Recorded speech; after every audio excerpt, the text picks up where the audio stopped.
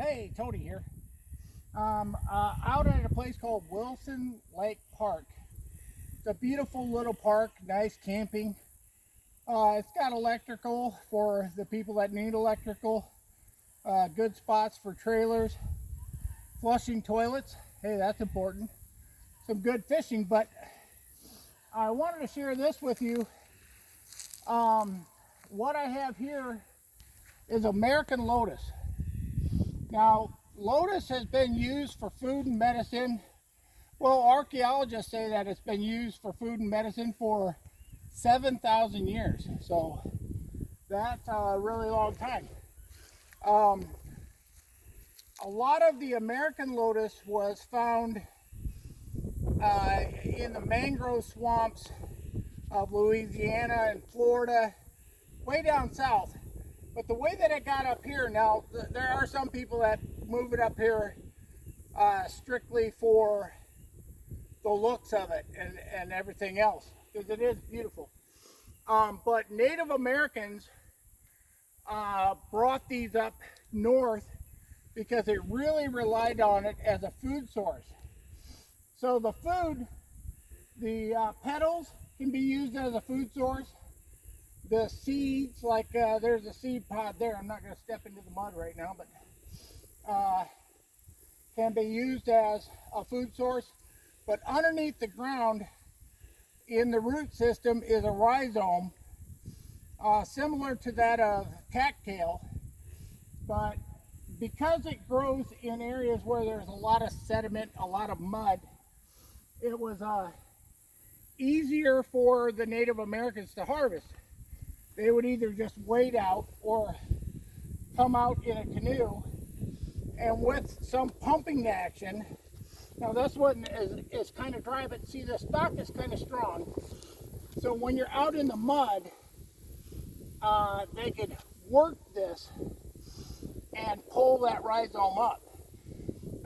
And even if they had to go out into the mud and use digging sticks, it was a lot easier to get than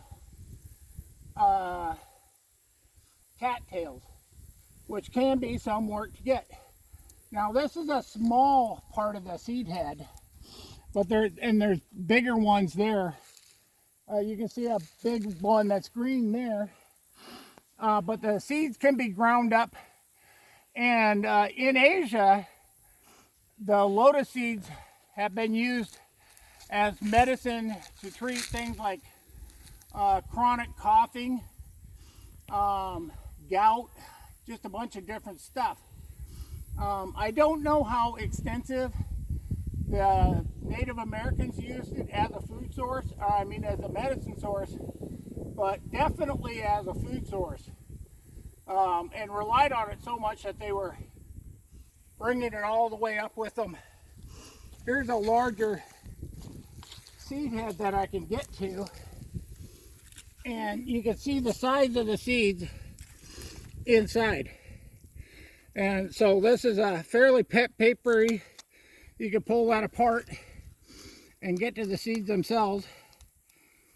Let me get one here. It's kind of like leathery paper, that the shell that's holding it. But there's a seed right there. And those can be dried and ground like flour. Or they can just be added to a stew, things of that nature. See, and you can see how many of them are in there. So you can load up on a lot of seeds quickly.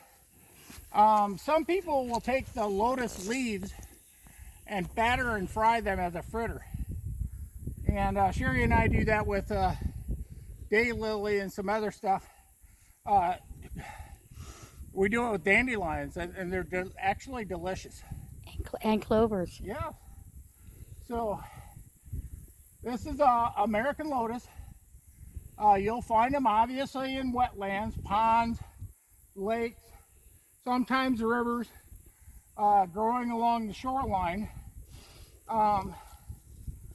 These lily pads here, there's a little town in Northeast America that has a festival every year, and they make cookies the size of these lily pads.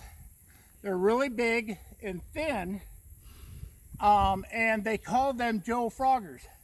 Now, when I heard that, I got all interested in that and actually wrote a book, a children's book, Joe Frogger's Big Day, kind of based on that. So, something you can check out the next time you're at a beautiful lake like this. You can check it out. American Lotus. Thanks for watching. Have a great day.